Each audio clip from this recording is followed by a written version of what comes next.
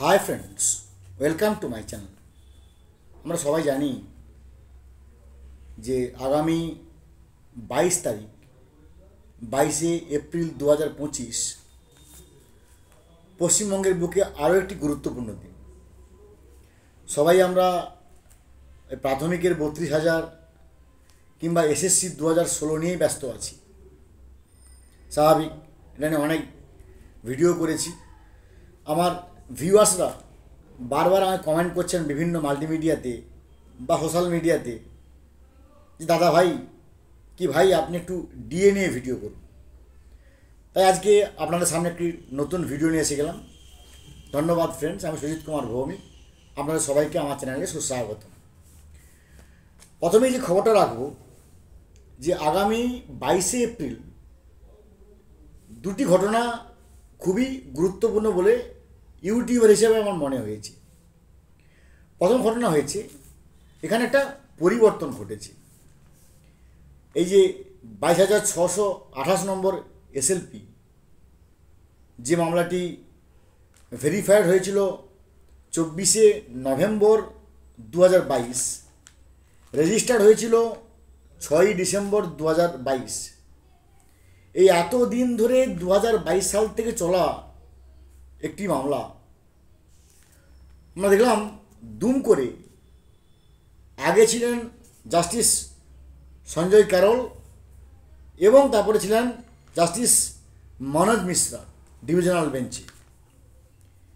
কিন্তু হঠাৎ দেখলাম যখন তার ডেট ফিক্সড হলো, তার শুনানির দিন ধার্য হলো, তার মানে সেকশন এবং লিস্ট তৈরি হলো, সেখানে দেখলাম যেখানে 3জন জাস্টিস রাখা আছে।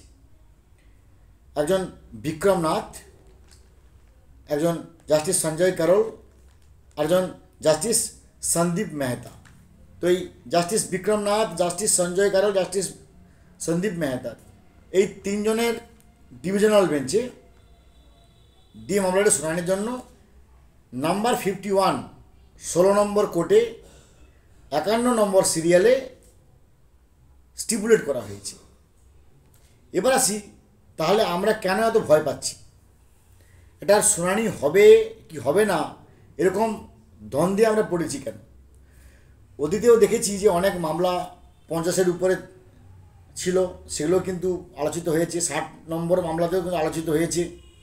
তাহলে আজকেরটা আমাদের এই 51 নম্বর সিরিয়াল নম্বরেও আমরা কেন ভয় পাচ্ছি? কারণ আমরা দেখেছি যে যেনারা জাস্টিস তার কিছু ডিসক্রিশনারি পাওয়ার থাকে। কি ডিসক্রিশনারি পাওয়ার? এর আগে আমরা দেখেছি এসএসসি 2016 মামলার ক্ষেত্রে যখনই একজন বিচারক অ্যাড হলেন, জাস্টিস অ্যাড হলেন, তখন প্রথমেই তিনি বললেন যে আমি তো এই মামলা শুনিনি, আমাকে মামলাটাকে কেস স্টাডি করতে হবে, তারপরে আমি এটার যে কি বিচার করব, কি ব্যাপার, কি বিচার্য বিষয়ে আসব। সঙ্গে সঙ্গে ডেট ক্যান্সেল এবং পরবর্তী দিন ধার্য হয়ে গেল।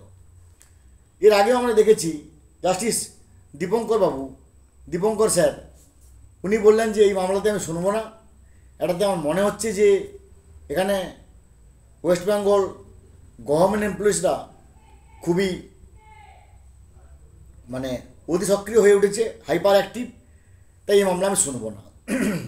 এইভাবে দেখেছি 15 বার ডেট কিন্তু হয় শুনানি হয়নি, অথবা ক্যান্সেল হয়েছে, অথবা এক্সটেন্সিভ হিয়ারিংয়ের প্রশ্নে আটকে গেছে।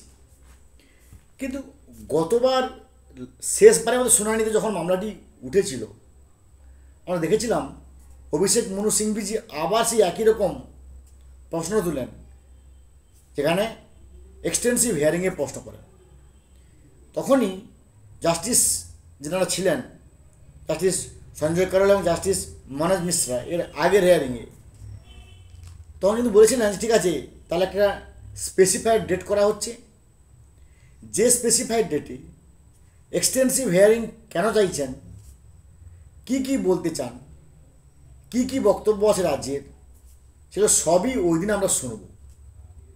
এই বলে এই দিনটা কিন্তু ধার্য করা হয়েছিল। এবং একটাই শুধু আমাদের পজিটিভ পয়েন্ট এটা কিন্তু একেবারে উপরের দিকে থাকবে, অর্থাৎ ম্যাটার এটা আলোচিত হবে, এটা আমাদের এইটুকু নিশ্চিত। কারণ তার যে ডিএ মামলা যে রায় বেরিয়েছিল সে রায়ে কিন্তু বলা ছিল যে এর পরের ডেটে এটা একবারে টপ অফ দি ম্যাটারে বা almost top of the matter হিসাবে চিহ্নিত হবে। কিন্তু ওই যে কথা, যদি কোনো জাস্টিস বলেন যে আমি পুরো পড়ে আসিনি, আমি এই মামলাটা সম্বন্ধে কোনো জানি না, আমার স্টাডি করার প্রয়োজন আছে, তাহলে জুরিসডিকশান এবং জুরিসপ্রুডেন্স এই যে ভাষাগুলো, এই জুরিডিকশনের মধ্যে ডিসক্রিশনারি পাওয়ার আছে। আমি যদি এখন জাস্টিস হই, আমার ডিসক্রিশনারি পাওয়ার এই মামলাটা আমি শুনতে পারি, নাও শুনতে পারি। এই মামলা থেকে আমি সরে আসতে পারি, আমি সরে দাঁড়াতে পারি, আমি কোনো মন্তব্য করতে না পারি, আমি আবার এই মামলাটাকে আমার এজলাস থেকে আউট করে দিতে পারি। এগুলো নাম হচ্ছে ডিসক্রিশনারি পাওয়ার। তাই যদি জাস্টিস বিক্রমনাথ এবং জাস্টিস সন্দীপ মেহতা এই দুজন জাস্টিস অ্যাড হয়েছেন, যদি এই দুজনের মধ্যে কোনোজনই একজন বলেন যে আমাদের তো একটা শুনানি, আমাকে একটা পুরোটাকে স্টাডি করতে হবে, না হলে আমি কী করে বিচার করব, তাহলে কিন্তু আবার ডেট পিছিয়ে যাবে। এবং সবচেয়ে বড় যন্ত্রণা বিষয়টা দেখুন, যন্ত্রণাটা কেন হচ্ছে আমাদের দেখুন। একজন ডিএ প্রোটেস্ট্যান্ট হিসেবে বা ডিএ আন্দোলনকারী হিসেবে বা গভর্নমেন্ট এমপ্লয়ির একটা সেগমেন্ট হিসেবে ডিএ আন্দোলনের অংশে আমরা প্রথম থেকেই সেই সংগ্রামী যৌথ মঞ্চ বলুন বা যে কোনোভাবে আমরা যুক্ত আছি। দুঃখটা কোথায় না, দুঃখটা হচ্ছে 25শে মে 2025 থেকে 13ই জুলাই 2025 থাকবে সামার ভ্যাকেশন, বা সুপ্রিম কোর্ট বন্ধ থাকবে। ভাবুন, সুপ্রিম কোর্ট ভারতবর্ষের সর্বোচ্চ ন্যায়ালয়, সেটা বন্ধ থাকবে 25শে মে 2025 থেকে 13ই জুলাই 2025, লং হলিডে। এর মধ্যে একমাত্র এমার্জেন্সি কেস, যেখানে ভারতবর্ষের আভ্যন্তরীণ সমস্যা আছে, কিংবা কোনো মোস্ট কমপ্লিকেটেড ম্যাটার, যেখানে একটা স্টেট গভর্নমেন্ট বা সেন্ট্রাল গভর্নমেন্টের মধ্যে কনকারেন্ট লিস্ট সংক্রান্ত কোনো সমস্যা হচ্ছে, সেগুলো কিন্তু একমাত্র ওই এমার্জেন্সি মামলাগুলো শোনা হবে, নাহলে normal matter, part hard matter শোনা হবে না। তাই যদি আগামী 22শে এপ্রিল এই মামলাটির জাস্টিস বিক্রমনাথ এবং জাস্টিস সন্দীপ মেহতার মধ্যে কেউ একজন বলেন যে আমার একটা স্টাডি করে নিয়ে আমাকে এটা শুনতে হবে, এবং তারপরে যদি 25শে মের পরে কোনো একটা ডেট দিতে হয়, তাহলে একবারে প্রথমে ডেট পড়বে 14ই জুলাই, যেমন সে বছরটা হয়েছিল। সেটা সবচেয়ে বেশি যন্ত্রণা। তবে আমরা এখনও আশাবাদী যে সুপ্রিম কোর্ট অবশ্যই এটাকে মানবিক দৃষ্টিভঙ্গিতে দেখবে এবং বিচার হবে, যে বিচারে অবশ্যই শেষ হাসি হাসবে পশ্চিমবঙ্গ গভর্নমেন্ট এমপ্লয়িরা। ভালো থাকুন, have a good day, thanks.